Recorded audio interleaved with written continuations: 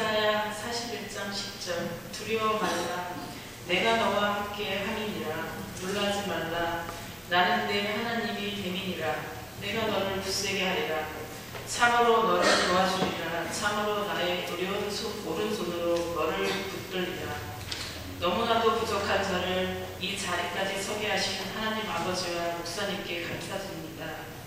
며칠 전 후배와 즐거운 시간을 가지고 있는데 이 전도사님으로부터 전화가 왔습니다.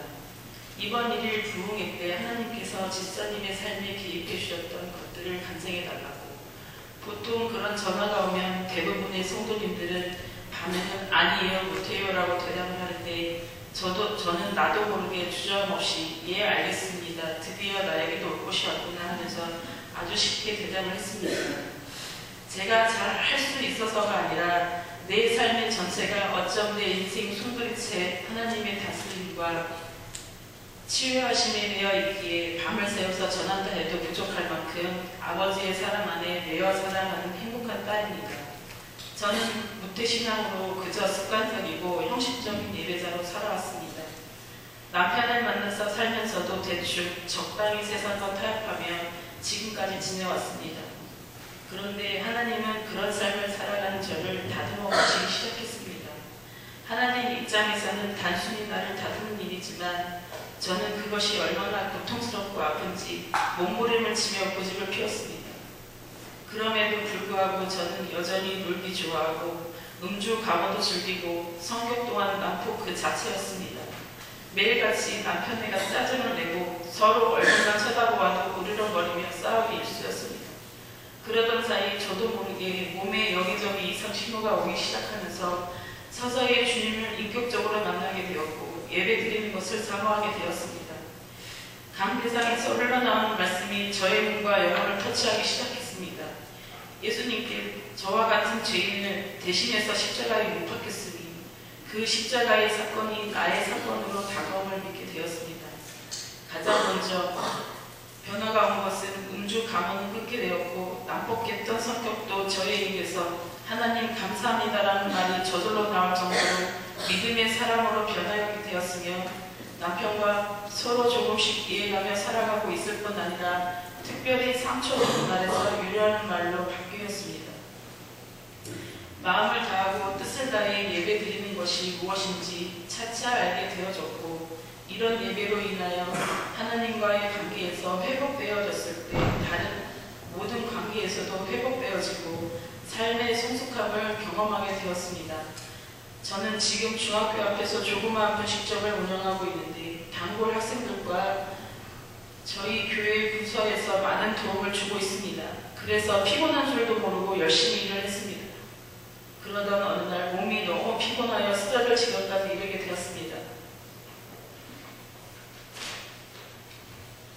그냥 몸살이 되려니 생각하고 차일을 미루다가 가족들이 강요로 병원에 검진을 받았습니다. 여러 검사 가운데서 목 내시경을 보게 되어졌고 그 결과 무록이 있다고 하여 수술 일정을 정했습니다. 저는 병원을 나오면서 아버지 저에게 힘든 시련을 주지 말라고 간절하게 기도하게 되었습니다. 새벽마다 집에서 수술하지 않고 주의 보혈로 치유가 될 수 있게 해달라고 그리고 이 딸을 불쌍히 긍휼히 여겨줄 것을 눈물로 간구하였습니다. 또한 만약에 수술을 하게 되더라도 재발하지 않고 잘 치료가 되게 해주시길 간절했습니다. 기도하면서도 나에게 이렇게 하시는 하나님의 뜻을 이해할 수가 없었습니다. 수술 일정이 담당 의사의 세미나 참석으로 연기하게 되어졌고 기도의 시간이 더 늘어났습니다. 수술 당일 다시 검사를 하는 과정에서 담당 의사가 수술을 하지 않아도 된다고 하면서 도대체 무엇을 먹었길래 이 목 상태가 이렇게 좋아졌냐고 묻길래 자신있게 대답했습니다. 저는 기도의 꼴을 먹었습니다.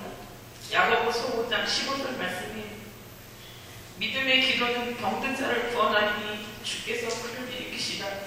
혹시 죄를 범하였을지라도 사하심을 받으리라. 그렇습니다. 저는 믿음의 기도가 무엇이고 어떤 것인지를 체험하였습니다. 그리고 죄를 범하였을지라도 사하심을 받는 것이 무엇인지도 경험하게 되었습니다. 집에 오는 길에 얼마나 많은 눈물을 흘렸는지 모릅니다. 저도 모르게 감사의 눈물이 주체할 수 없을 정도로 불을 타고 흘러내리더군요. 이것을 경험케 해보지 않으신 분들은 이해를 못하실 것입니다.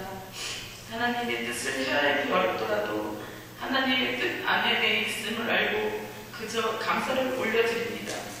내가 올려드리는 이 감사는 제 삶이 부유하게 된 것도 아니며 또한 육신의 강건함 때문도 아닙니다. 여전히 음식점을 운영해야 하고 육체의 연약함도 많이 있지만 나의 작은 신용에도 응답하시고 언제 어디서나 나와 동행하시는 주님을 경험하기 가능한 것입니다. 이 자리에 참석하신 모든 성도님들에게 감히 말씀드립니다. 제가 만난 주님을 꼭 만나시길 바랍니다. 주님을 만난 저는 이 세상에서 가장 행복한 딸입니다. 이제부터는 치료받는 목으로 주님을 영원토록 찬양하는 딸이 될 것입니다. 치료받는 목적으로 주의 긍휼하심을 전하는 전도자로 살아갈 것입니다. 치료받는 목으로 하나님의 말씀을 목적과 소리내어 읽을 것입니다. 저를 통해서 역사하시는 하나님을 통해 남편의 신앙도 한층 성숙되었습니다. 하나님이 살아계심을 우리 부부는 더 확실하게 되었고 진실로 하나님을 닮아가는 삶을 살고자 노력하고 있습니다. 감사합니다.